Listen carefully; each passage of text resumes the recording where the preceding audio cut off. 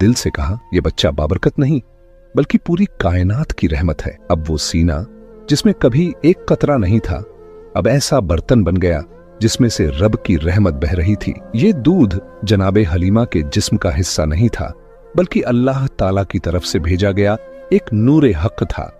इस तरह वो शुबहा भी दूर हो गया जो शायद कभी हजरत मूसा अलैहिस्सलाम की उम्मत की तरफ से पेश किया जा सकता था, क्योंकि जब हजरत मूसा अलैहिस्सलाम बचपन में फिरौन के महल में पहुंचे थे तो वहां हर औरत का दूध उन पर हराम कर दिया गया था और आखिरकार उनकी वालिदा ने ही उन्हें दूध पिलाया था।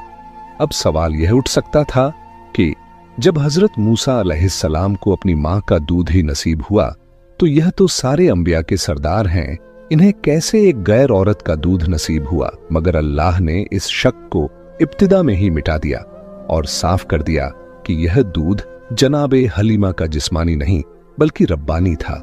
सफर मुकम्मल हुआ और जनाबे हलीमा सादिया बच्चे को लेकर अपने घर पहुंची।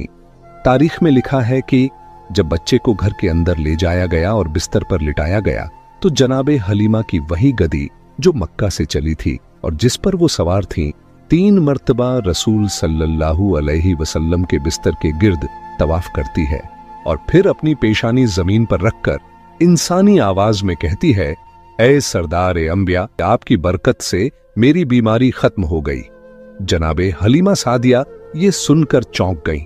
फिर ये मौजज़ा देखा तो समझ में आया कि यह जात महज एक बच्चा नहीं बल्कि कुदरत का अमानतदार है और उसकी वजह से मेरे जानवर की बीमारी भी जाती रही।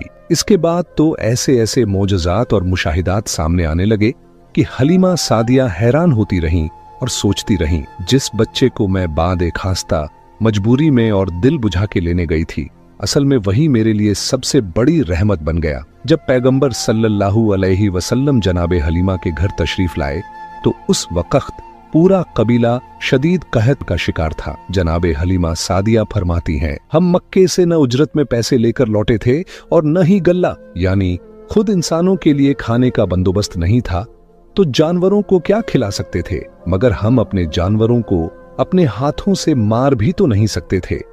इसलिए रोजाना सुबह उन्हें कबीले के चारों तरफ चरने के लिए भेज देते थे, लेकिन सारे कबीले के जानवर भूखे लौटते।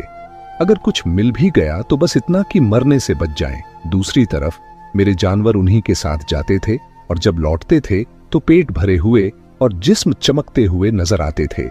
सारा कबीला हैरान था कि सभी जानवर एक ही वादी में जा रहे हैं, मगर उनके जानवर दुबले और कमजोर होते जा रहे हैं और हलीमा सादिया के जानवर रोज